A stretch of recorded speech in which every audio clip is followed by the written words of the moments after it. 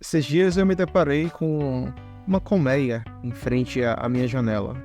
Quer dizer, eu não cheguei a ver a colmeia de fato, mas eu me deparei com várias abelhas sobrevoando ali a região, quase que entrando em minha casa, né? Mas elas respeitavam a limitação entre propriedade privada e propriedade pública, aparentemente. Então elas não chegavam a passar pela janela, mas elas estavam ali o tempo todo, sobrevoando, rodeando as minhas dependências. E as abelhas agiam como todos nós esperamos que as abelhas ajam de fato, né? Eles se encontravam, conversavam entre si, trocavam informações e faziam o papel evolutivo que a elas lhe é cabido, que a elas lhes foi designado. Se a gente for pensar, as abelhas são bichos extremamente sociais. Elas estão sempre em grupos e elas vivem para o grupo. Elas vivem para a perpetuação da espécie até as últimas consequências.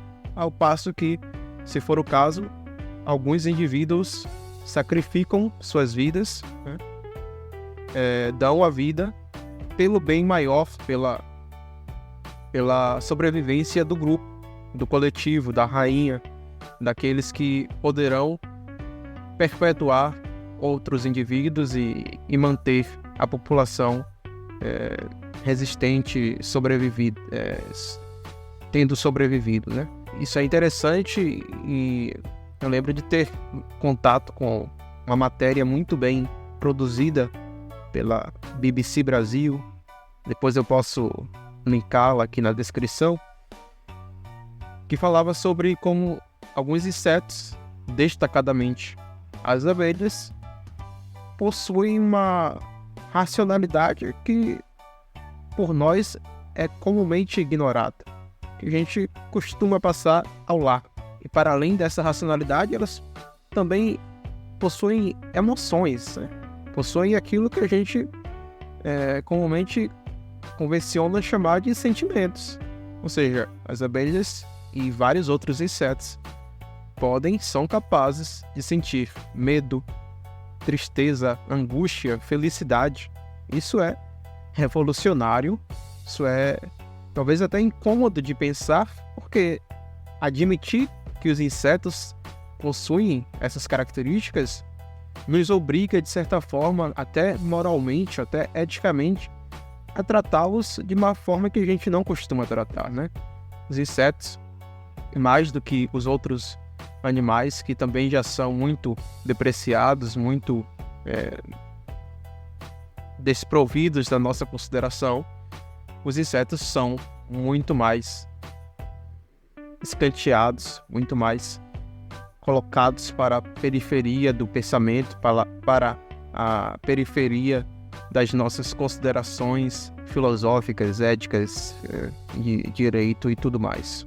Mas eu quero levar a discussão aqui para uma reflexão sobre papéis biológicos. Então, as abelhas polinizam e agem sempre em detrimento do grupo, a favor do grupo. Os sapos, eles caçam pequenos insetos e buscam sempre a umidade. Os morcegos, eles têm um papel principalmente noturno, né? Tem uma atividade principalmente noturna. Caçam, alguns usam a ecolocalização. Tem lá sua diversidade nutritiva de alimentação.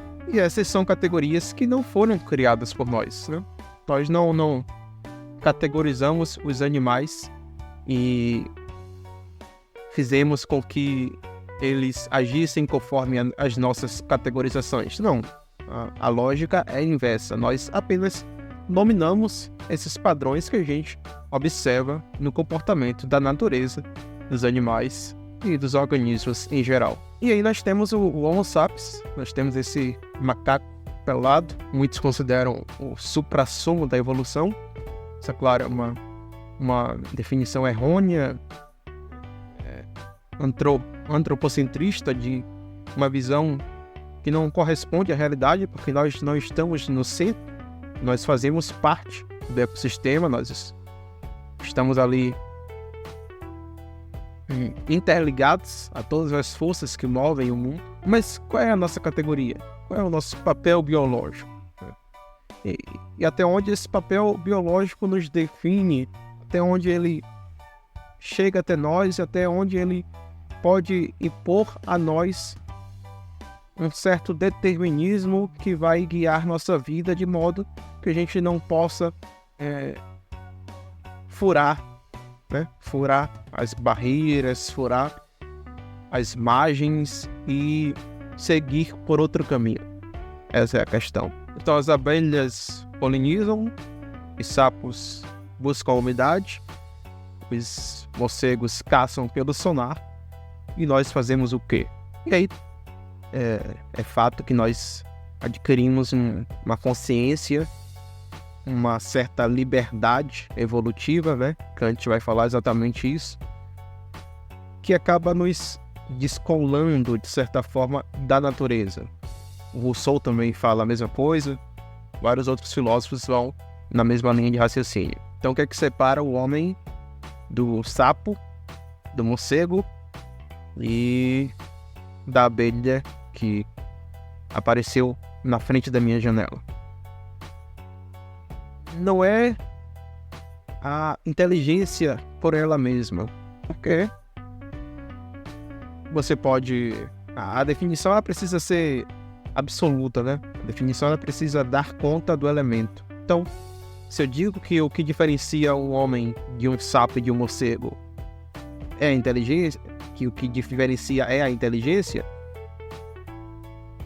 se alguém chegar para mim e mostrar um ser humano que tenha uma habilidade cognitiva por qualquer variação, algum problema congênito, por uma limitação, por um acidente, seja lá pelo que for, se alguém me mostra um ser humano com essa limitação cognitiva que desempenhe um papel intelectual menor do que um morcego ou de qualquer outro bicho, a definição cai por terra, né?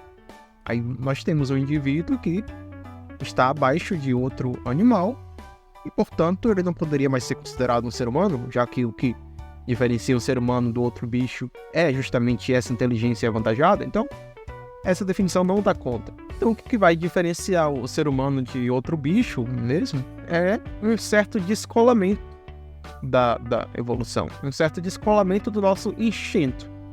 Porque se você tem um gato é um animal carnívoro, e você o coloca dentro de uma jaula e o deixa lá com fome, depois de certo período você oferece para ele, sei lá, várias folhas de alface, ele vai morrer de fome. Ele vai morrer de fome porque a programação biológica dele não permite que ele explore qualquer outro alimento, qualquer outra dieta que não seja a dieta carnívora.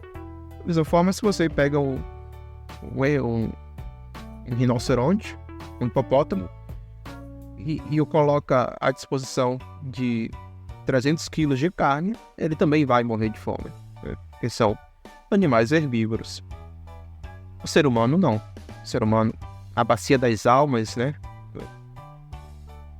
Na hora H, ele vai buscar recursos inimagináveis. Ele vai comer até o próprio companheiro, o próprio par da sua espécie, né?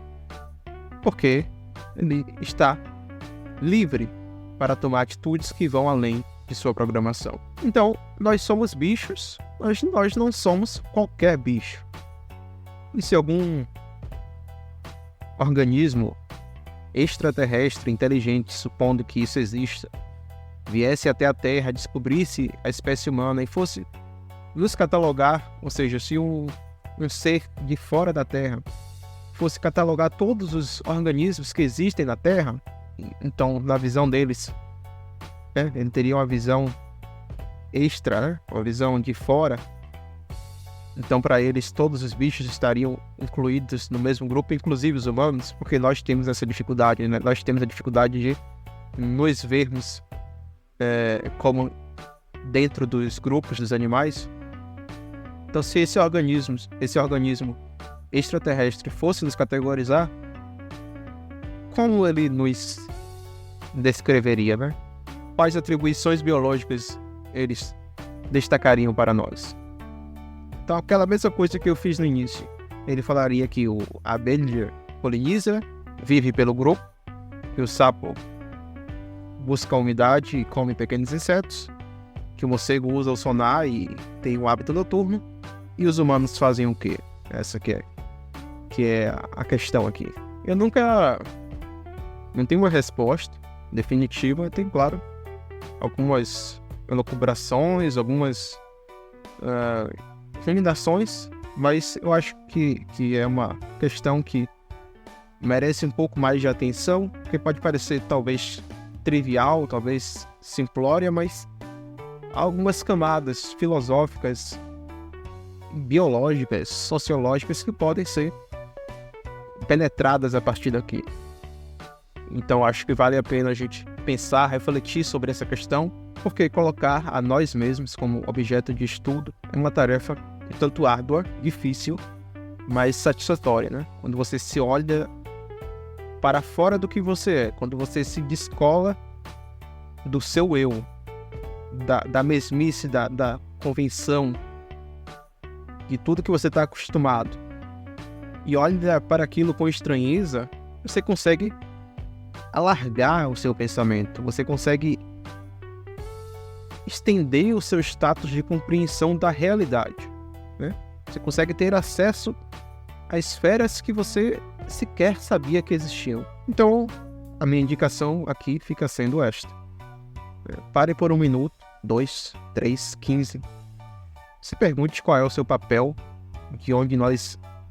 do momento em que nós surgimos como espécie até este dia, até este século, o que nós engendramos, como nós nos construímos e o que nós destruímos para que isto pudesse ser construído. Eu acho que é a reflexão final do vídeo. Bom, é isso que eu tinha para hoje. Agradeço a todo mundo que chegou até aqui. Peço que deixe o like, comentário, compartilhe, se possível. E nos vemos no próximo vídeo.